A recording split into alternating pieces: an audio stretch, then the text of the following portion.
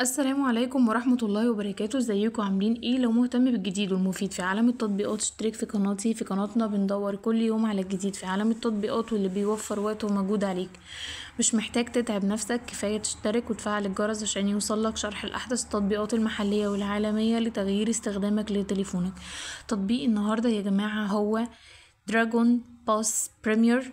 التطبيق ده يا جماعة عمليات التنزيل بتاعته هي أكتر من 100,000 عملية تنزيل، وسعة التخزين بتاعته 28 ميجا بايت.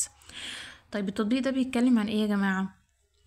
صمم لتسهيل تجربات السفر، بيقدم لك العديد من المزايا زي عروض حصرية بيوفرها لك، خصومات وعروض خاصة على المطاعم والمنتجات الصحية في المطارات. حجز زيارات مسبقة، تقدر ان انت تحجز الزيارة بتاعتك مسبقا لصالات كبار الشخصيات في المطارات مسبقا. تقدر كمان ان انت تشتري بطاقات اضافية بسهولة للاستفادة من خدمات التطبيق بشكل اسرع. طيب مميزات التطبيق ايه يا جماعة؟ ان هو سهل في الاستخدام، وجهة مستخدم سهلة. كمان يا جماعة بيوفر لك عروض خاصة ما تقدرش ان انت تحصل عليها من مصادر تانية.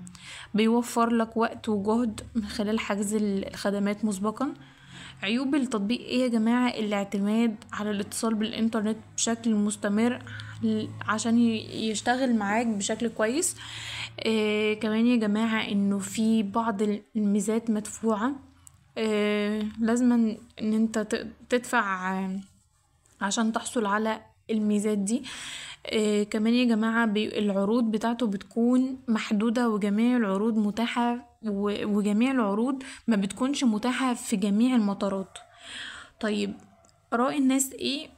انا ما اقدرش اقولك آراء الناس ايه، لان آراء الناس بتختلف من شخص للتاني. بس كل اللي اقدر اقوله لكم ان التطبيق ده هل هو حلو او لا، او هو مفيد ليك ان انت تنزله او لا، هو مفيد ليك في حالة ان انت بتسافر سفر متكرر. آه وتقدر ان انت توفر على نفسك وقت ومال ومجهود في رحلتك.